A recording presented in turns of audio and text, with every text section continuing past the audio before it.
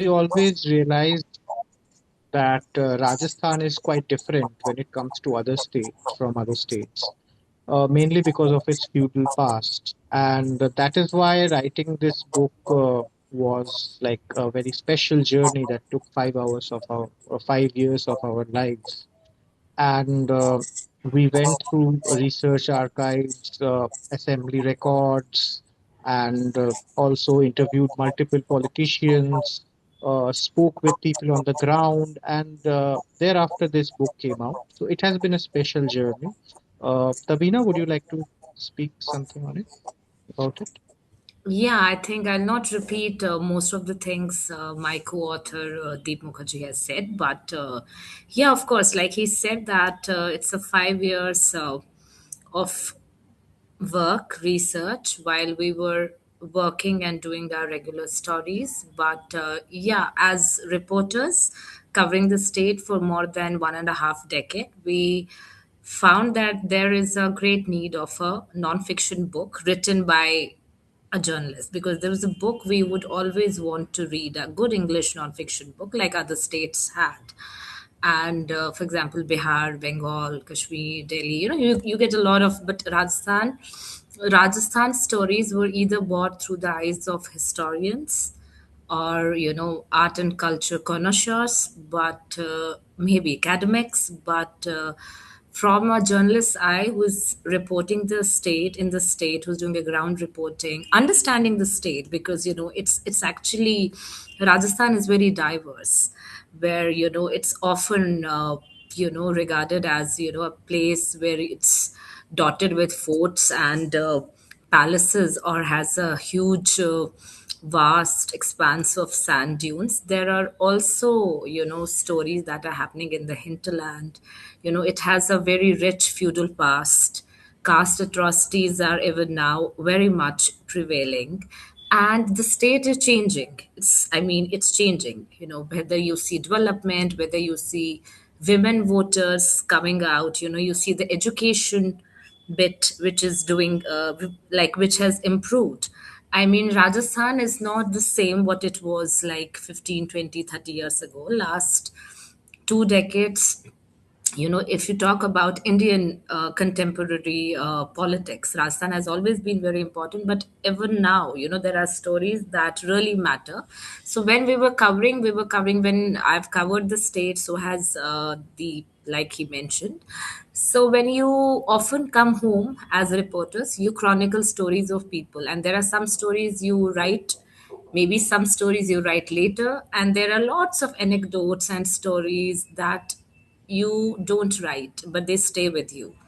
Or lots of, voices that don't find a proper place in a newspaper or in any media outlet, and they stay with you. So, and having everything brought together, it was actually very challenging, because you don't know from where to start and where to end. When we both thought of writing a book, we thought like we have been writing stories every day, so it will be like maybe 6 months or 1 year and we'll be done with the book, and we were very excited. But it didn't happen, because how to have a book on a largest state of India. India is the largest democracy in the world, and when it comes to Rajasthan, geographically, the state is one of the largest geographically, and it has border with 5 states, and it has an international 1,200 kilometers border too. So there are, stories from cross border, there are stories from cross, bordering states, and how it has been changing. So politics, of course, is a very important part of the book. And there are also topics like we have kind of reported. So it's about caste atrocities, it's about lesser talked issues, it's about marginalized communities, about farmer issues, and so we try to touch upon all these things. So we did struggle, both of us, that what to leave, what to keep, how to do it. But then we were fortunate enough to have very good editors at our at Pan Macmillan, our publisher. So it really helped us to streamline. So if you have seen the book, and if you have seen the content of the book, It's majorly about, picking up case studies and telling your point about a state through case studies instead of just historically chronicling, because none of us are none of us is a historian here. But it's like, how these issues, so it was quite challenging, it was very challenging, like he said that we had to go back to the assembly records, because if you're talking about 60s, 50s, 70s, none of us were born. We even don't know what had unfolded there. But the previous research, the primary research, the previous research that had been there, and through official documents already written, some textbooks were there. So it kind of helped us to, read about those eras. So I think nice that this book happened, because even we got to know a lot more about the state we have been covering. It's been a Yeah. very interesting journey, and it's been full of knowledge. For, we our knowledge got enriched about the place we have been working for, and we have been, so now we know. So in a way, for our learning also, it's been very good. So, as Tabina mentioned before, I will talk a bit about how Rajasthan is different from other states, something that I had said mentioned earlier. So, if we see post-independent India, Rajasthan stands out from other states primarily because of its feudal past.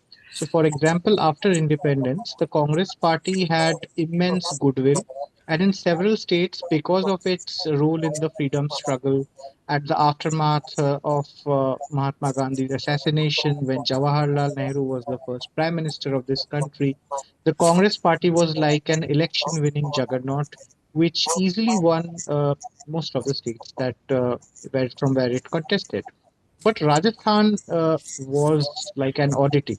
The Congress didn't get a like very smooth electoral wins in the state, and on the contrary, actually, it barely managed to get the most number of MLAs in the first elections. And it is because of the feudal past of Rajasthan. So, Rajasthan, the modern day Rajasthan is part of the larger like geographical region called Rajputana, as we all know, which about which the idea of people is mostly about the fact that it's a land of deserts, forts. But beyond this, if we see at the dawn of independence, the Jagirdars, who were the representatives of the kings, mostly Rajputs. People from Jat community ruled Rajasthan in two princely states, Dholpur and Bharatpur. But apart from that, those the rest of the states were mostly Rajput ruled states. So these states, their rulers had incredible following and influence among their subjects, the communities, various communities of Rajasthan. So they found democracy as a way to sustain that influence that was with them in the feudal times. So, because in the democracy there is no place for a king or there is no place for a jagirdar, because land reform laws were brought by the Congress, and farmers who were tillers of a piece of land were made the owners because of these land reform acts. So instead, what these erstwhile royal families, Jagirdar families, Rajput families with a lot of influence in these areas, they felt that democracy, by contesting elections, they will be still able to wield that power which they earlier had. And it was a bet that really paid off. Like in the first assembly, there were parallel outfits. Like Congress was obviously the single largest party, but the combined opposition was not much far behind. So there were parties such as Ram Rajya Parishad, which was again fueled by Rajputs, and also the Jan Sangh, which is the predecessor of the BJP, the modern day Bharatiya Janata Party. So, and also a lot of independents, several independents who were either from Rajput royal families or Jagirdars, they chose to contest the election as independents and they won. So there were more than 50 Rajput MLAs in the first assembly of Rajasthan. So that is the point that we are making in the book, that if we see both the parties, be it the Congress or the BJP, or from the ideology from the BJP has eventually emerged, because there were precursors to the BJP also, like the Jan Sangh or the Janta Party after emergency.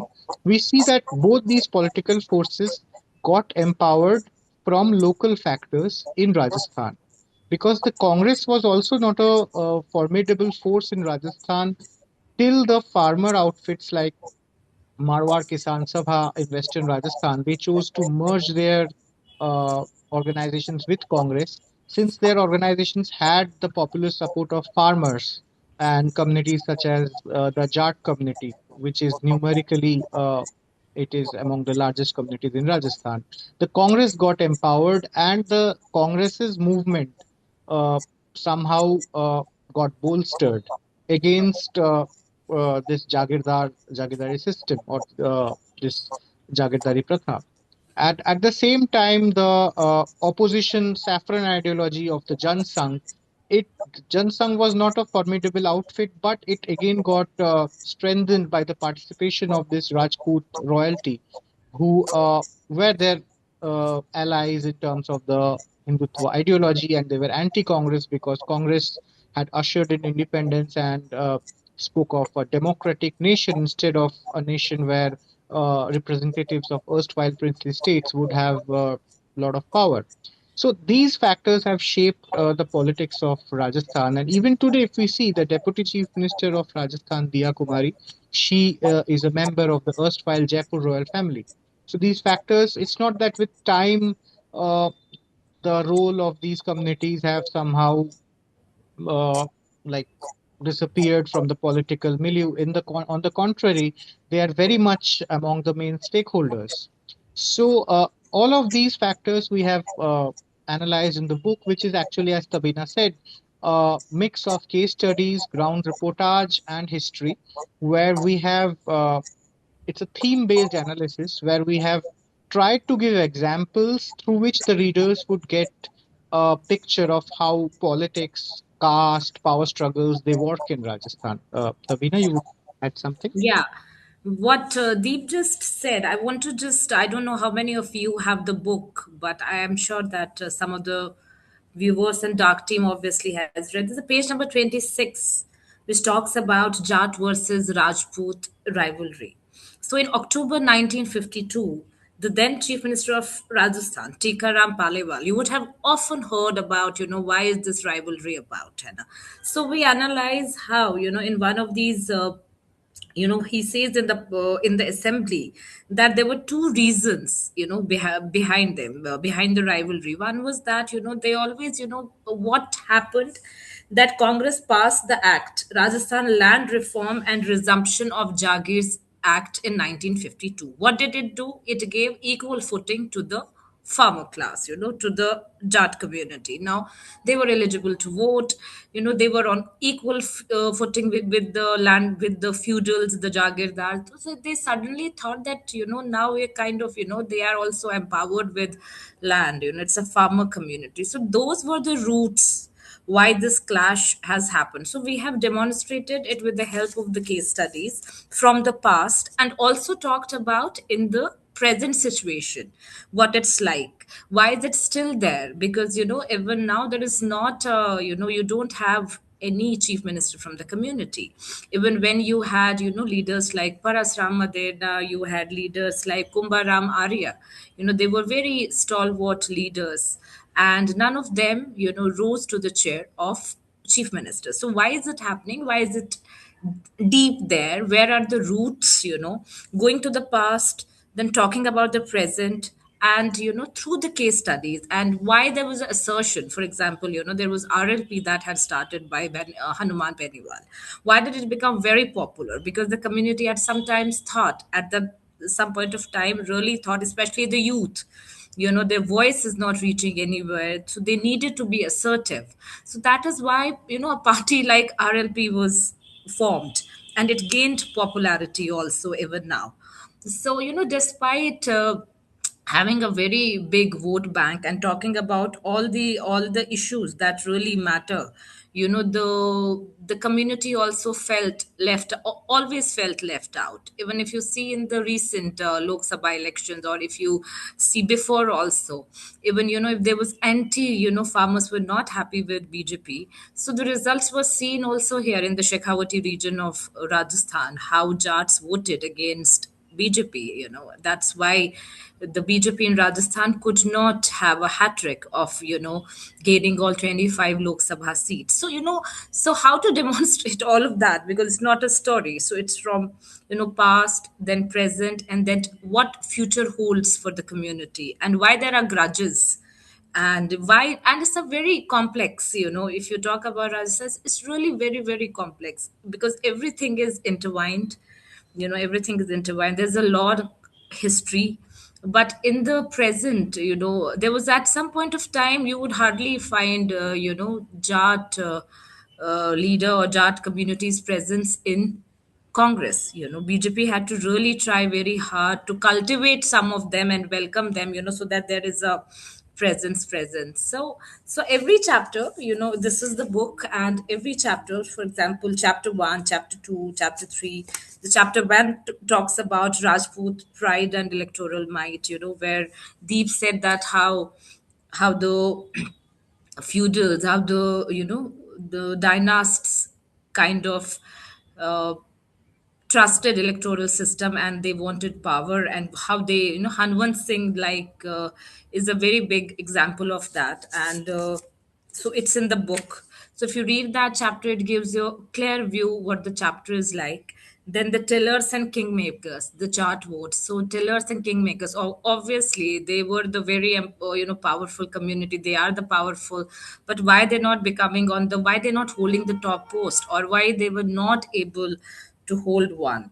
And then we're talking about the present Congress and BJP also. There's a chapter on RSS and its origin, and how anti-Congress sentiment uh, was kind of, was one of the reasons that RSS got strong here. Then there is bovines and bloodshed, mob lynching, and communal cauldron. That was a new, something new that we covered. It was not, there were incidents even before we started covering, but I think 20, 15, 16, 17, 18, and even now, there have been repeated incidents, and we got to cover it firsthand there. And there are cases still pending in the court. There are trials going on. We had repeated attacks on dairy farmers.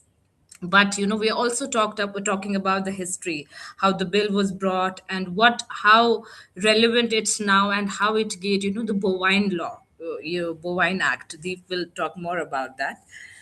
And then we had shackles of caste and resistance, talks about the Dalit atrocities. It talks about the Adivasis. And for example, it's a very good example that, if somebody says no, caste is still not very prevalent in Rajasthan, gone are the days, it's not happening. We get these questions to hear from the people of Rajasthan who talk to us. But why then only one Dalit CM? Jagannath Paharia. He was only one Dalit CM we had here in Rajasthan, Congress's regime, and he was also there for 1 year. I mean, he never got a chance to come back, unlike his peers. So why is this happening? Why even now we get to report on Dalit atrocities?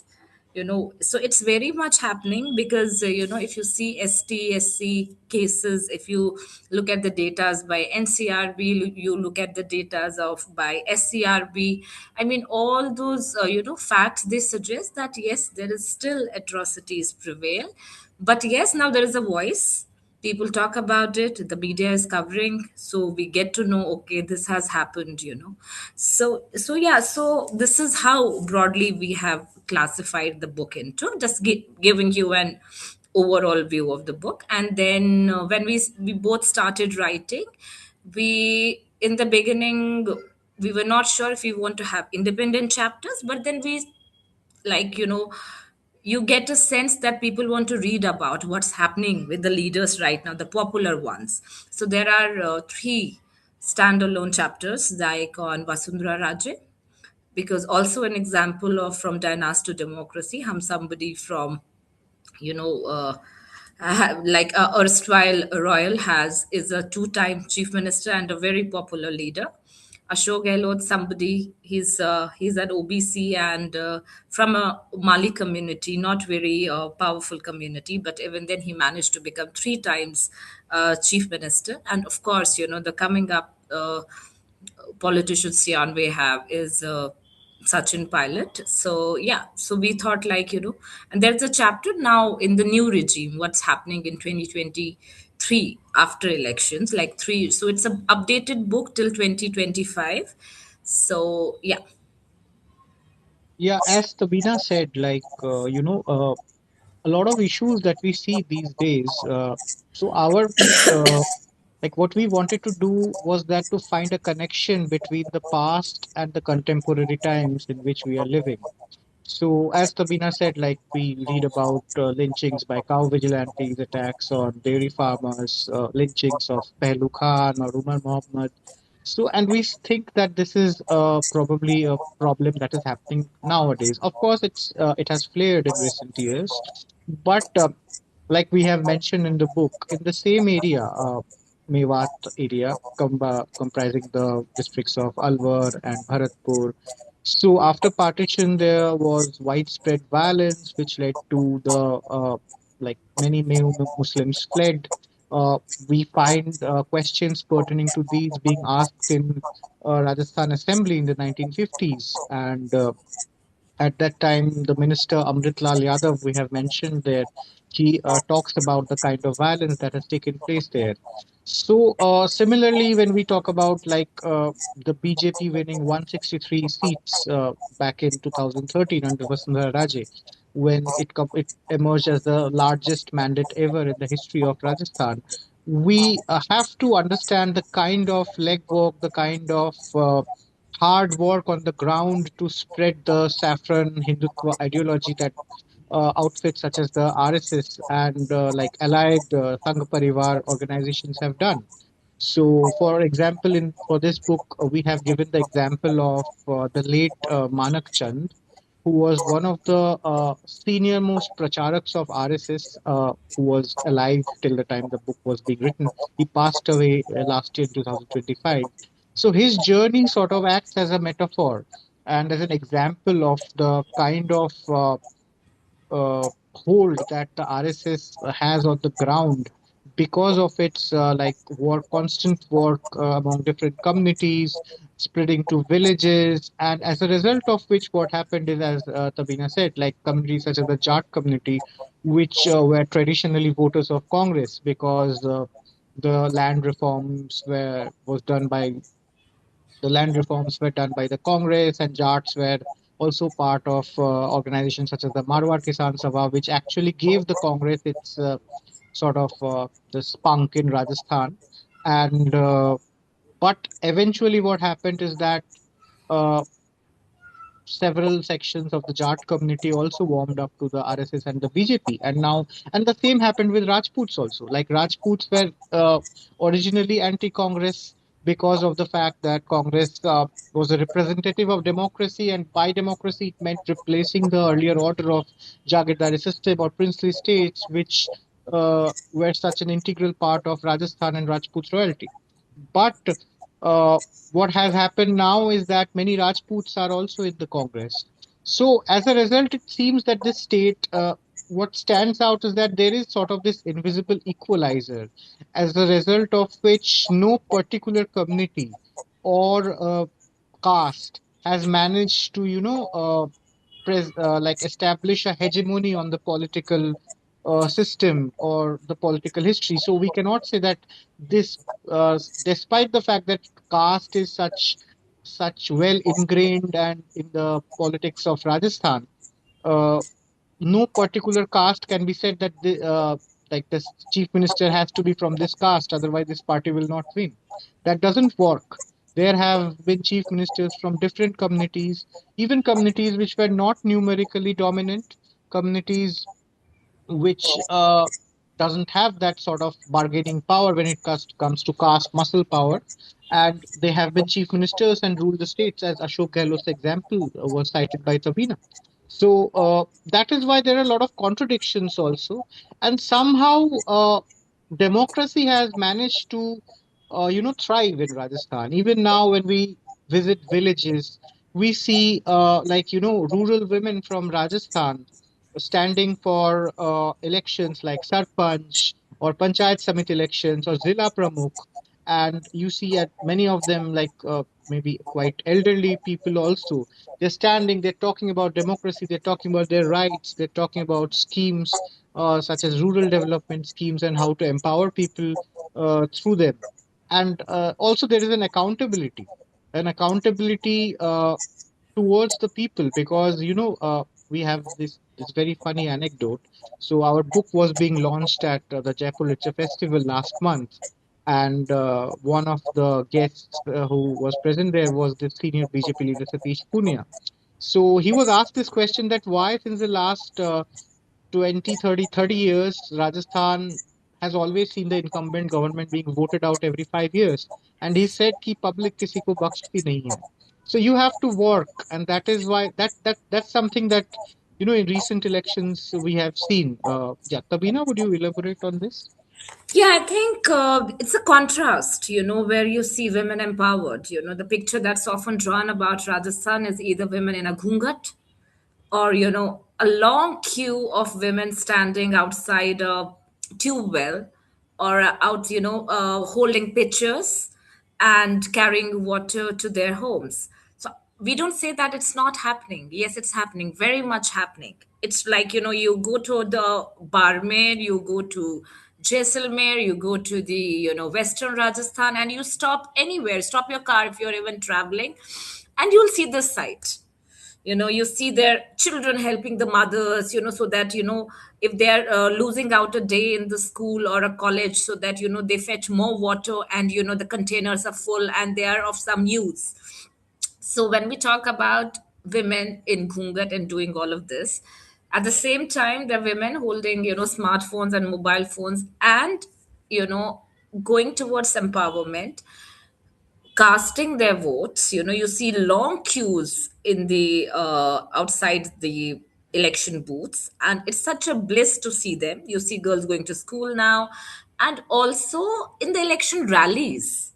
When they talk about the schemes, they talk why they are here. Some are enamored by a leader, some are charmed by a leader, some want to know about their schemes.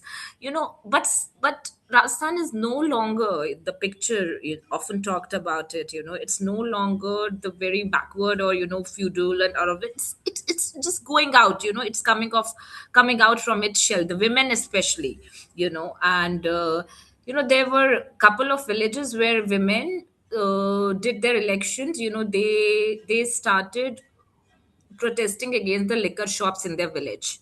They got doing election through the sarpanch, and there was a voting done, and we both covered it. And it's also a very small case study. It's not in our book, but I'm just telling you, just narrating this thing. That Sabina has also extensively covered this phenomenon surrounding Vasundhara Raje and how she cultivated women as a vote bank, very much committed towards her, irrespective of the political inclinations of their like spouses or family. Would you speak a bit on that? Yeah, I think we whenever you go to a rally, by Vasundhara Raje or any female politician, but let's talk about Raje because she's a part of the book, and she has been a two-time CM, and we got to cover her like 3 4 elections. So yes, we've seen women. And then we talk to them that why are you here? What about your chores? I mean, who's doing your work at home? You're here. I mean, there's a lot to do. Some of them are Manrega workers, some of them are housewives, some of them are farmers, some have just come to have a glimpse. They say that we get so much enamored, encouraged, and because it gives us a confidence. Like अगर एक महिला मुख्यमंत्री हो सकती है तो हम अपनी बात क्यों नहीं रख सकते? It's not only shackles of caste. Even patriarchy is a very it's very much prevalent here, because when it had a feudal past, how can patriarchy not be there? Even now we see lot of we have a discussion tomorrow at Rajasthan International Center. It will be a book discussion. Why I'm mentioning it, that tomorrow in our panel we have a sarpanch, a former sarpanch, who was here for 10 years, Chavira Java. She's one of the panelists. And even I've seen her working, and I've seen people getting inspired from, they want role models. And so many women started going for sarpanch elections even now. So what is happening, that they need somebody to see and they get motivated. But yes, we don't deny that even now, sometimes, in most of the times, or it still happens, that a female sarpanch will talk less when it comes to taking decisions. The husband will be on the forefront. He will be like Sarpanch Pati, which is, I think, happening in UP and Haryana and other places also. It's not a new phenomena in Rajasthan also. That also exists. But at the same time, there is hope. Women are learning driving, some are doing, they are farming also, they're driving also, they're aware about their rest. So for the democracy, for the healthy democracy, they are no more, things have changed from the past to present. They are not going to listen to only their husbands, that who to vote and why to vote. So I think yes, and social schemes, also social, the schemes, so that have been, that have been launched by the consecutive governments, either Congress or BJP. Some of them are women centric. So women are a very important, you know part of, integral part of, to shape, the politics of Rajasthan, for the very important vote bank. And they really, if they stand together, they get things changing. And we have actually seen small case studies and examples, like first hand witnessed it. Yeah, and if we read the book, we have also somehow, like we have given the examples, as Tabina said, of recent political events, like be it the long-standing power tussle between Ashok Gehlot and Sachin Pilot, or other leaders like Bhairo Singh Shekhawat, who was the first non-Congress chief minister of Rajasthan. So their lasting influence. And what is very interesting is that traditionally Rajasthan has preferred leaders who had very strong personalities, like for example, Bhairo Singh Shekhawat. When Bhairo Singh Shekhawat was at the helm of the BJP, there were no other leaders who could match his stature, and at times even the RSS, despite the fact that it's the parent organization of the BJP and it holds immense influence on the party from like right from the lowest of the rung to the highest levels. It has this strong organization in villages, tehsils, and a lot of and a very intricate network of pracharaks and supporters. Bhairo Singh Shekhawat had the strength to, overrule the RSS in some uh, issues. Like for example, after the when the after the sati of Roop Kanwar happened in the late 1980s, Bhairo Singh Shekhawat, despite being a Rajput, uh, at a time when the Rajput community was protesting against what it said that anti-Rajput sentiments, because a lot of people, women's rights organizations and activists, they uh, opposed the practice of sati and said that somehow there was some the woman had become sati out of force, while the Rajput community claimed that she had done it from her own free will. But Bhairo Singh Shekhawat spoke against the practice of sati. Similarly, if we see Vasundhara Raje, her right hand man in the Rajasthan cabinet was Yunus Khan, a Muslim, which is again an anomaly in BJP. Like these days, BJP doesn't really give many tickets to Muslims, and at the time he was the second most powerful person in the government. Later, he left the BJP because after Raje, the BJP denied him a ticket.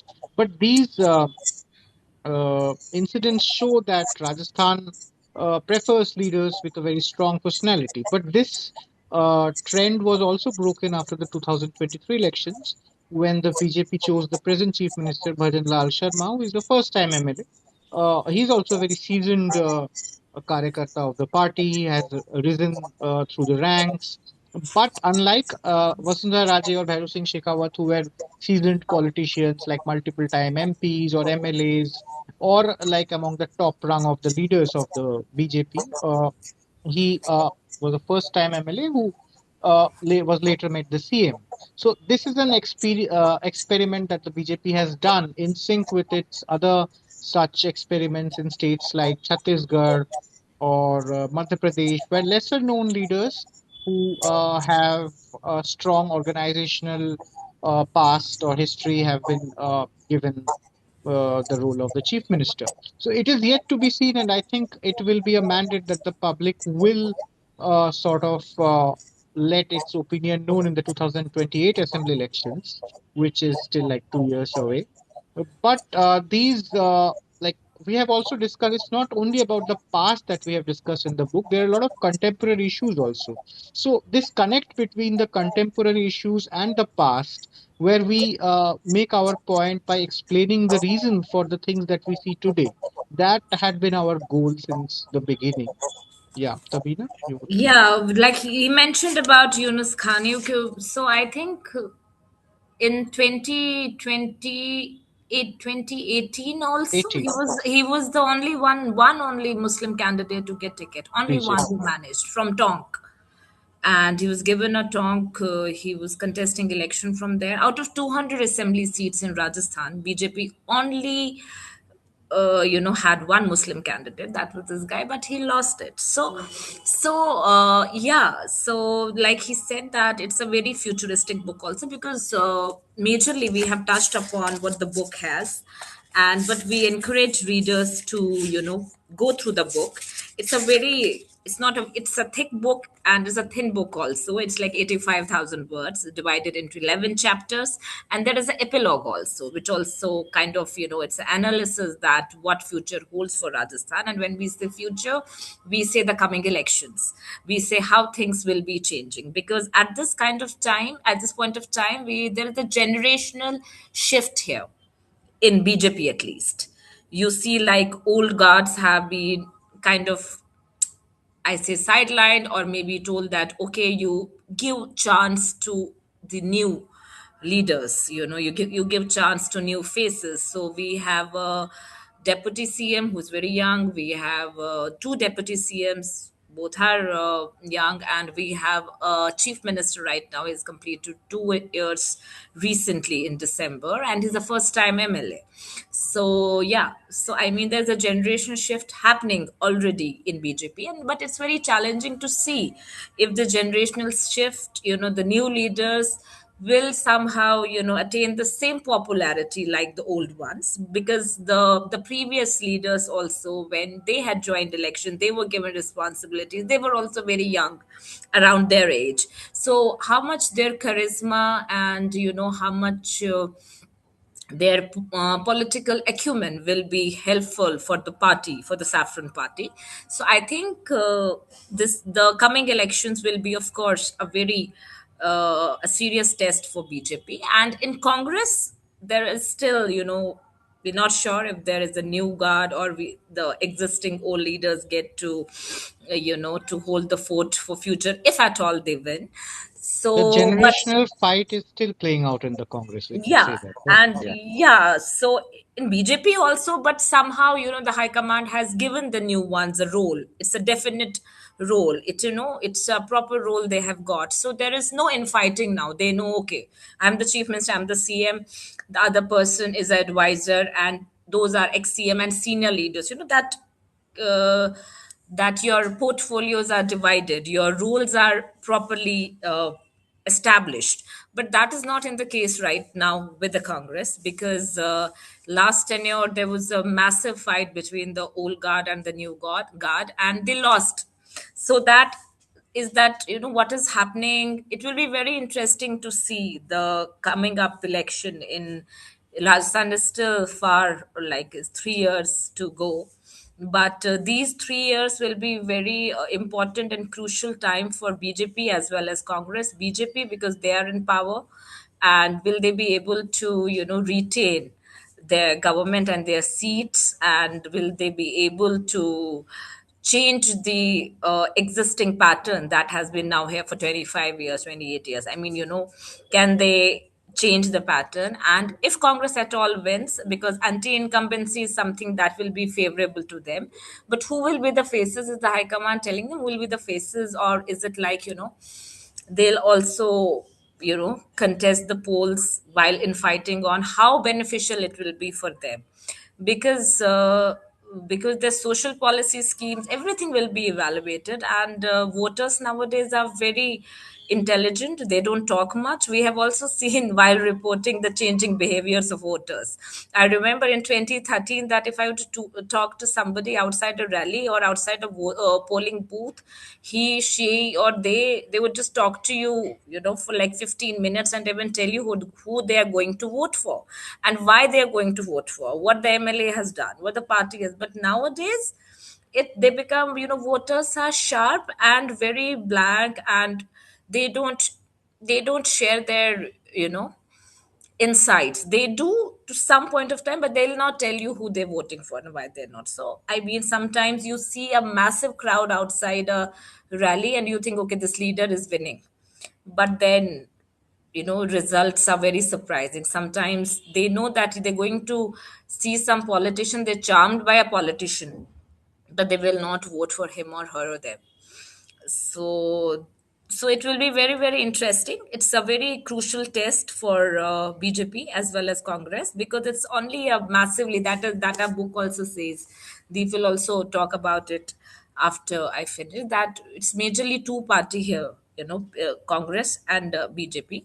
The other parties we have tried, for example, BSP is there, and RLD is there, and they manage one seat, two seats. CPIM is there. They also manage sometimes zero, sometimes one, sometimes two RL. And so basically, these two parties, the two party, are dominating in Rajasthan. And then there is a BTP, Adivasi assertion, are in the chapter called Shackles of Caste. It also mentions about Adivasi assertion, how Adivasis, how tribals in Rajasthan, in the southern Rajasthan majorly, which has a border with Gujarat, were denied their rights for very long time, and how they had their representatives, the tribal leaders, either from Congress, either from BJP, but somewhere they were not very satisfied with the work. Their work was not being done. Their rights were not given to them. All their issues were pending. It's all a TSP area. And finally BTP was formed, some 8-10 years ago, Bharatiya Tribal Party. And then slowly after BTP, now BSP, sorry, BAP has been formed, Bharatiya Adivasi Adivasi Party. Party. Adivasi Party. So I mean, why these assertions are leading, but this is also very important.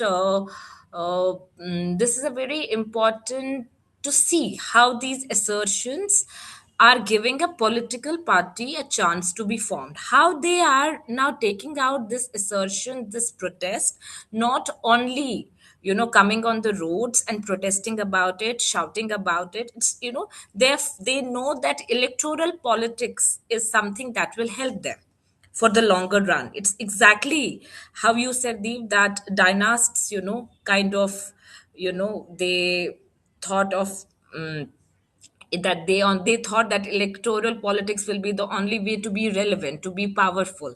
Same is with these marginalized communities, same is with Adivasis, that they know that, okay, our work has not been done, our voices have not reached the people they should have reached so far. So what is the way to do? How do we go about it? Let's form a strong political party. And they have done very, very well. So they have done very well. And BTP is also there. So this is the book, and I really encourage all of you who are listening to this book discussion to read this, and feel free to come up with your questions, and we'll be more than happy to answer to any of your queries. And even now, if you have any questions, I think both of us can address. Yeah, I think we can take the questions now. Thank you, Dr. Anjum and Mr. Mukherjee. I think you did a very comprehensive coverage of all the themes of the book. So, especially with the specific instances that you talked about, I also feel that the book does an excellent job of chronicling Rajasthan's political history while centering caste. So, yeah, thank you for that. I think we can open the floor for questions. Uh, Sure. Participants can unmute themselves if they want to ask a question, or also write in the chat box whatever they find comfortable. I have a Sure. few questions, so while people are typing out or preparing for their questions, I can ask. Sure. When I read inference that one can draw once one finishes the book is that uh, the increasing sway the logic of Hindutva has been able to acquire in the political economy of Rajasthan, of course. And you talked about it, be it instances of cow vigilantism or atrocities against the CST. And it is not just BJP who banks on it, but also the Congress, right? So, do we see any major force that is attempting to counter this ascendancy of Hindutva? That was my first question. Would you Okay. like me to? We can answer this one. It's, All right. yeah. So, as you said, the consolidation of like the Hindutva ideology in the recent years, it is a countrywide phenomenon, and also because of the fact that the BJP is right now in power since more than a decade, and its ideology is that Hindutva ideology. There, it is very like the RSS and its allied outfits. They are very strong proponents of Hindutva, which is like an open fact. But when it comes to Rajasthan, we saw that in the 2014 and in the 2019 Lok Sabha elections, the BJP managed to uh, make a like a clean sweep and won all the seats.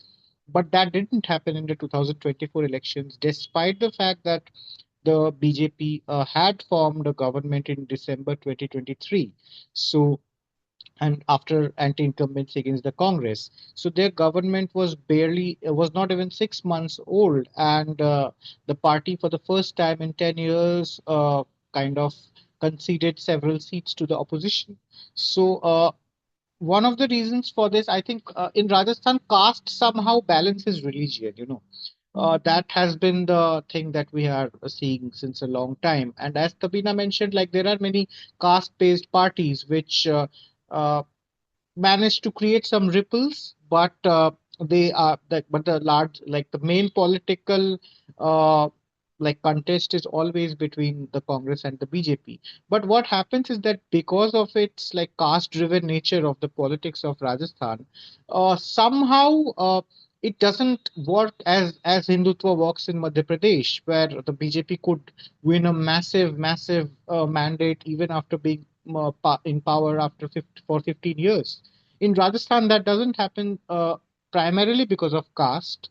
So that is why, like, we think that Hindutva, as we are seeing, of course, it will, and as you said, the Congress at times does follow the BJP in terms of like it doesn't practice Hindutva politics unequivocally, but at times it does soften its stand or it caters to groups, same groups, like after the Congress came to power in 2018, it kind of in the state it organized Gaur Raksha Sammelan, and for the same sort of groups and dairy farmers whom the BJP was trying to woo. But despite that, the Congress lost the election. So the Congress in recent years, we are seeing it is more since the past 1 2 years, it is more uh, making an ideological sort of beeline where it's talking about Gandhi and Nehru and but before that there was a time when it was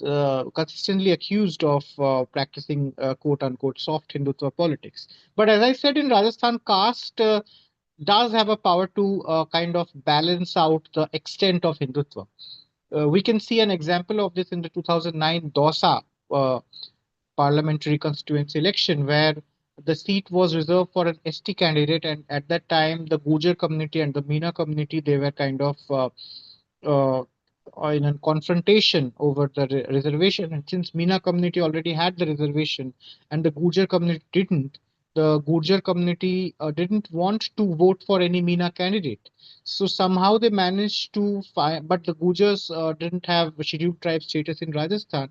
As a result of it, they managed to find a Muslim Gujar candidate from Jammu and Kashmir who came and managed to get like more than 2 lakh votes from primarily from the Gujar community, more than the Congress or the BJP candidate. So that is one example to say that how caste sort of acts as a buffer against Hindutva in Rajasthan. Yeah.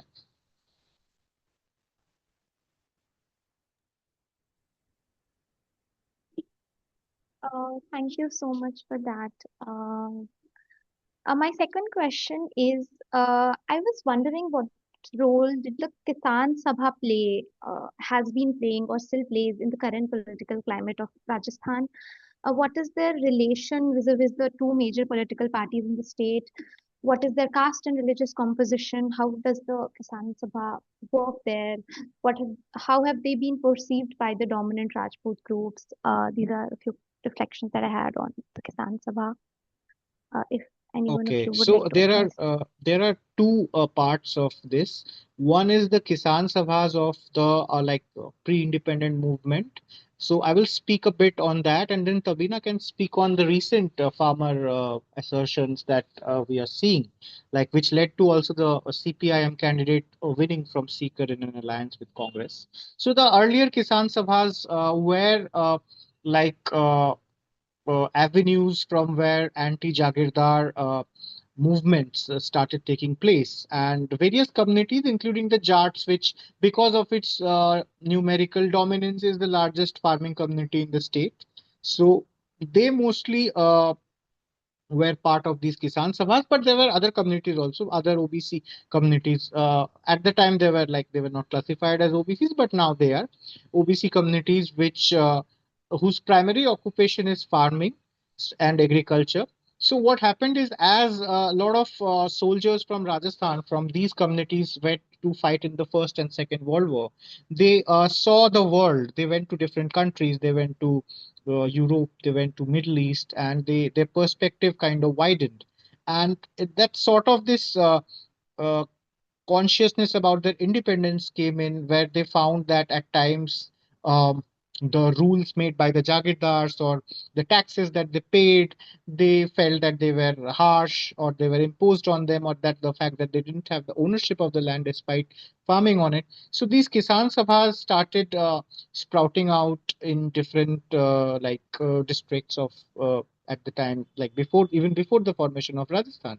So as individuals from these communities, they attained, they became more educated, they got jobs in govern under the governments, be it the British government or even in the princely states, Rajput ruled like states governments. They became more aware, and they started doing more for their communities, where they would create hostels, they would create schools, and there was this sort of empowerment of the farming communities, which led to the formation of Kisan Sabhas, which after independence they completely they supported the Congress, because Congress was talking of democracy and land reforms, and somehow the strength of the Kisan Sabha they shifted to the Congress. So as a result, communities such as the dominant OBC communities like the Jats primarily, they became traditional supporters of Congress, with several stalwart Jat leaders: Nathuram Mirdha, Ramnivas Mirdha, Kumbharam Arya, Daulatram Saran. So these leaders eventually kind of uh, gave Congress the mileage it needed to get the popular support in the state. And as time went by, many of these leaders also left Congress, some joined the Janta Dal. So it remained, the farming communities remained very central to the political narrative and strength in the state. Tabina, would you speak about the recent incidents relating to farmer agitation and how Yeah, the Amara and Marwar other? Kisan Sabhas that you're talking, or also the Praja Mandals, how Yes. they were, how they were the change makers, those days talking about civil liberties. Like we talk about civil liberties now. And if you see the role of Praja Mandals then, they were talking about uh, civil liberties, and they were also dominated by some elites, If you see Sardar Harlal Singh, that is a very, a Jat leader. That is a very, he was a unique one. But eventually, at some point, it was all merged in the Congress, and Congress got, benefited from all of this. So that is how he explained you the kaise hua. But if we talk about now, even what was happening in Punjab, Haryana, and at Shambhu border, the farm laws. Rajasthan also got very much involved with it. It also got impacted by it, whether it's Agniveer, it's farm laws, and majorly. And since it's a farmer dominated area, and we could see that in 2024 election, in 2023 election, the constituencies that are dominated by the Jat voters, the Jat community, the Congress did very well there.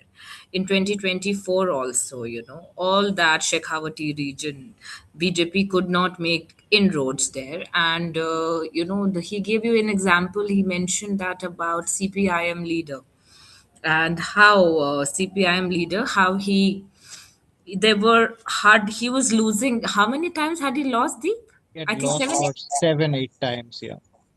Yeah, 7, 8 times he was But with losing. alliance with Congress for the For first time, he Congress, won. he won. I mean, it's a part of India Bloc Alliance, CPIM, and Congress, and he won in for the Seeker constituency in 2024. Because why? Why suddenly the people who for the two terms regularly gave their their votes to BJP, suddenly now to Congress this time? What was different in that region? It's exactly they were supporting the farmer assertion. They were supporting the farmer protest. So they went with Congress. So that is how CPIM won this time. Yeah. So he talked about the history then, what it so it's so nothing has changed. Faces have changed, assertion is still there.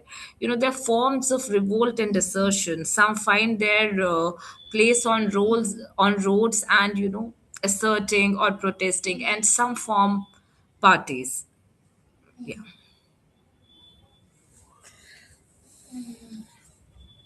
Thank you so much for the answer. Um, Do we have any? sorry, I have a question. Yes, Anushri, please go Okay, ahead. all right. A very good evening. Thank you to the presenters. Many congratulations on the book. I'm Anushri, and since I have also briefly worked on Rajasthan and Madhya Pradesh, and it's and I look forward to reading your book. But a few observations and a few questions, like Deep like mentioned that Rajasthan has had a tradition of electing. I hope I'm audible.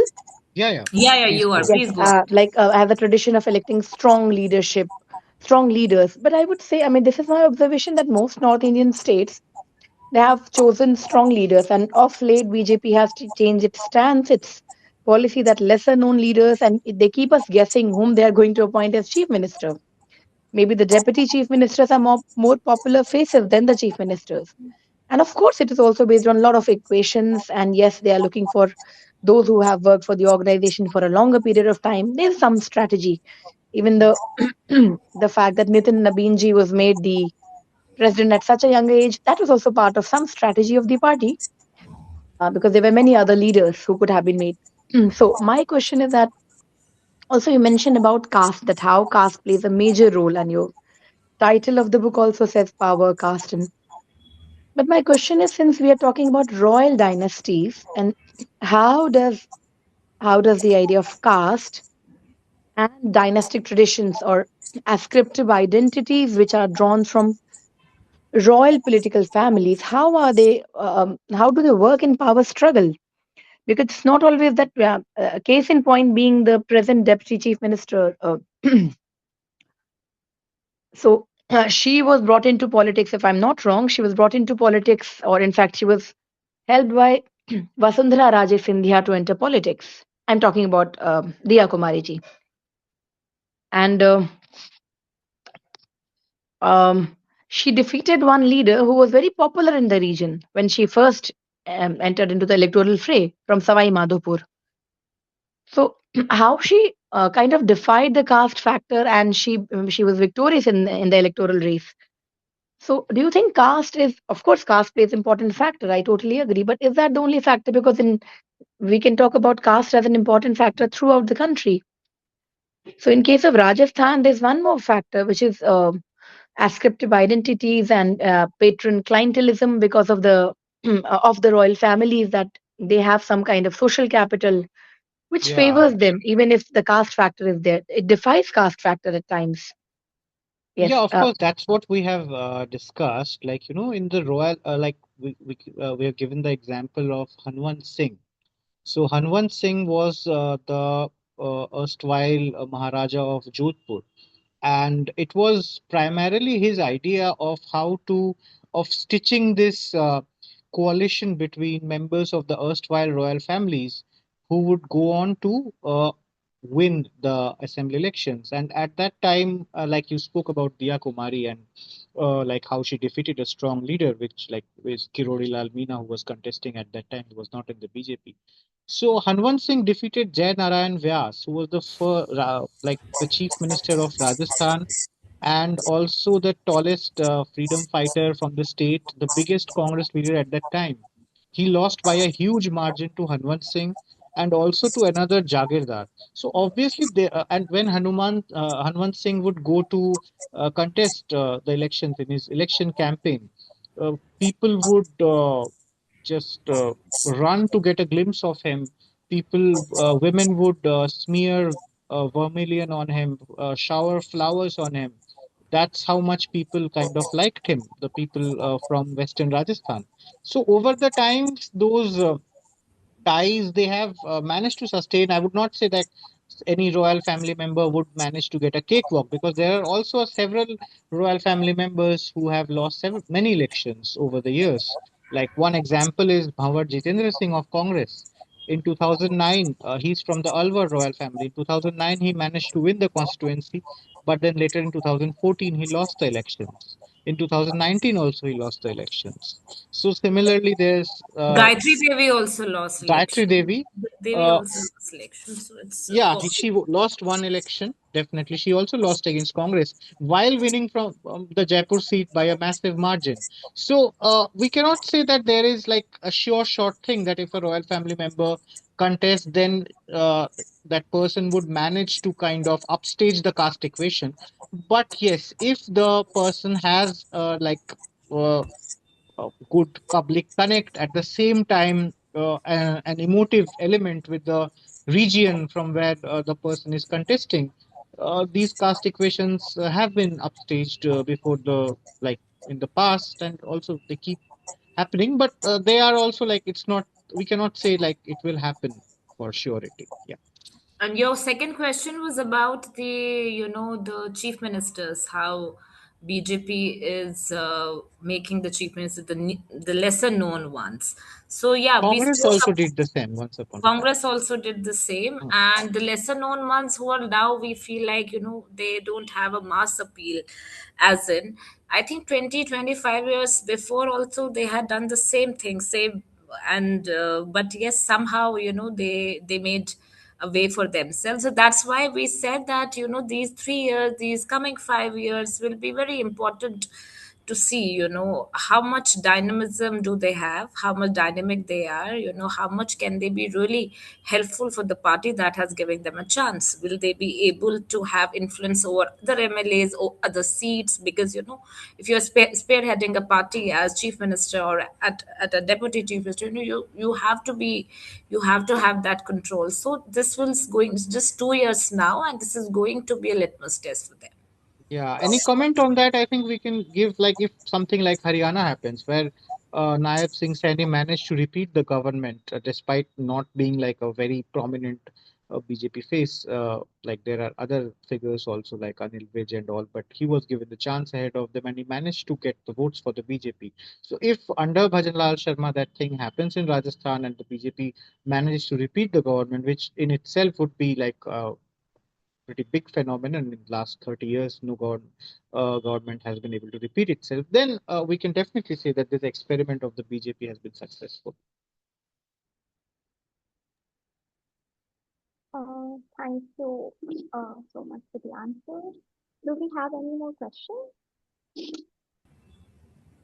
Am I allowed to ask one more question if it's all right with the presenters and Please with the go ahead. host? Please. Yeah. Thank you to both of you for the response. See, I'm aware of the examples that you gave, Deep, and I totally agree. And it's not even about losing elections, that, that they did lose elections. And there have been people like, if I'm not wrong, Vijay Raje Scindia never lost an election from when she was contesting. I'm just giving an example of the royal families. But she lost from Indira Gandhi, despite the fact that Indira Gandhi had imposed emergency. But when she was contesting against her from Raebareli, she lost elections because that was not her nurtured constituency. So the idea of nurtured constituency anyway stays there, especially for the royal families. They you mostly win elections from where, which is their main area, their constituencies. Otherwise, if they contest elections outside it, they often lose it. But my one question is that in the book, what are the central questions that you have raised? Of course, I have to read the book, and I'm really keen on reading the book. But what are some of the central questions that have been raised in the book? If you could share with us. Yeah, As Tabina, would you like such. to? Yeah, there are no questions as such, Anushri. There Hmm. are no questions. This is a comprehensive, information, stories, anecdotes, how things have changed in Rajasthan, what is the current situation, how past has a impact, and we have written this, we have proved this through the case studies we felt are deemed fit, and there are no questions as such. Yeah. Yeah, it's an analysis of the factors which have influenced Rajasthan's politics since the last so many decades. We And tried through, to answer yeah, that why there's a caste assertion, why there was previously, how it has changed, what are the new ways, the assertion is now made. For example, we spoke about electoral politics. Can you imagine, you could have not imagined this happening 20 years ago, a tribal community thinking of forming their own party. and the This. BJP and Congress coming together to stop them. That is So, also some. So these yeah. phenomenons we have like. So yeah, we have talked about phenomenon, and we have talked about stories that are explaining the changing landscape of Rajasthan, and also about the major events that one should never forget has happened. We have reported on those that we should always remember. Even events before we like came to journalism. I would say. So there are a lot of answers basically, not any central question.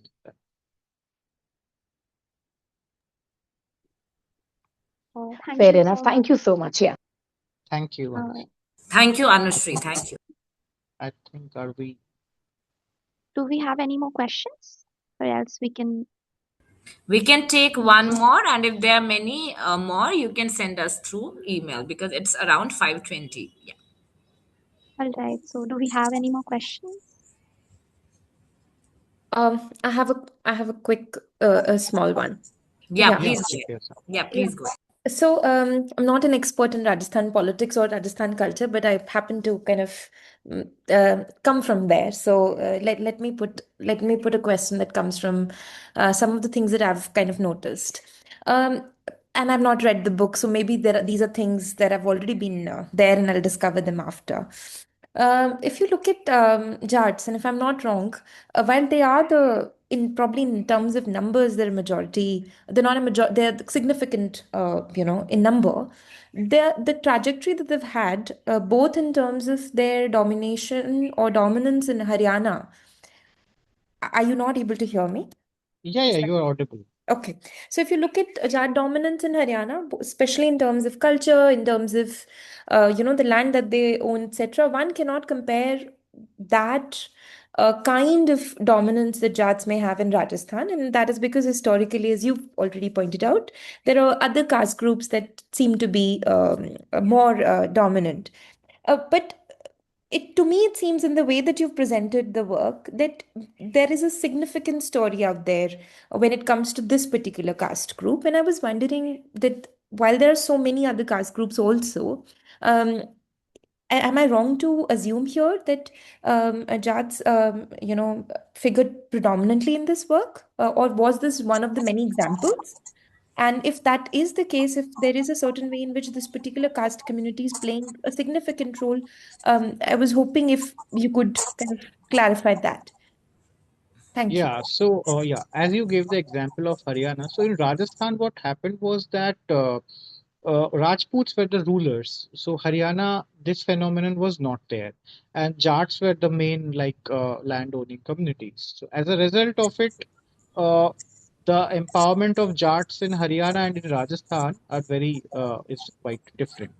So in Rajasthan, like why Jats figure prominently in the book is the fact because a lot of the politics of the subsequent decades of independence in Rajasthan was shaped by the Rajput Jat rivalry. And there were like be it in the assembly or because there's a very simple reason for that. The reason is that the Rajputs owned most of the land at the time of independence. After the land reform movements, the Jats, because of their numerical, because they were more in numbers, so they got most of the lands of the farming communities, which were where the tillers were made the landowners. So as a result, with land comes power. Land is a source of power, and whoever holds it, like be it in terms of asset or political power, so that community becomes empowered or becomes a new powered structure. There are definitely other farming communities also, like the Mali community or other OBC communities like Dhakar. Uh, like there are several communities in Rajasthan, Meena, Gujars, who are farming communities or who are classified as backward classes or different sections of backward classes. But the Jats, because they got the most share of the land, they instantly became indispensable for the political dispensation because they knew that in several areas, in order to win, and those Jat leaders who were part of the farmer movements, they ended up becoming multiple times union minister, MPs like Nathuram Mirdha. So as a result, they had a very big say in the politics, and it directly posed them against the Rajputs, which was who were the another side of the dominant caste in terms of the ideology opposed to Congress. And as a result of this, uh, much of this Rajput Jat rivalry started taking place because one community was former rulers, and another were the ones who have benefited the most from the Jagirdari system being abolished or from democracy. So as a result, that is why Jats figure a lot in this book, because even if we see today, Jats hold perhaps, I think I would not be wrong to say that the most number of MLA seats in the assembly. So that is why, we have There written has been a extensively about political it. contribution, there has been a social contribution of Jat community in Rajasthan. Like we said, the land reforms you mentioned, Yeah. 1952. You know how, the Kisan Sabhas, the Praja Mandal, and after that 1952, they were kind of, they got the voting rights, they got the common share, they got the share of land, they became rich, that Rajputs couldn't tolerate, the feudal ones couldn't tolerate. So there is a Rajput. So there is a brief section talking about Jat versus Rajput. So That in is why we have two chapters, one on Rajputs, one on and Jats. Yeah. we have also tried explaining where we have mentioned 1952 में क्या हुआ फिर कैसे हुआ फिर land reform का क्या हुआ दो reasons क्या था what CM said in the assembly what was the reason. So if you read even that part, I think it will give you more. And then if you have more questions, please feel free to once you have Yeah, read the book. definitely, definitely. Thank you so much. It seems from what we've heard, it seems like a very interesting conversation is waiting for us to kind of discover when we get the book in our hands. Thank you so much, Jigisha. Our speakers have a certain timeline, so maybe we should close now, and uh, we'll write to both the speakers and the authors of the book if we have any other questions. All right. Thank you so much, Dr. Anjum and Mr. Mukherjee. The book is Thank you. very comprehensive, and we are very grateful that you could find out some time to talk to us and also send us the book. The entire DAK team is very grateful for your presence. And thank you for the people who are here in the meeting for because they could take up their time and then join on a Saturday evening. So yeah, I Thank think you we so should much, end. everyone. It's a Saturday evening and a Valentine's Day. So everybody who is here is either for the love for politics, for books, especially non-fiction. And so good to see so many people have attended and are attending the show. Uh, thank you, ma'am. All right, I'll end the meeting. Thank you.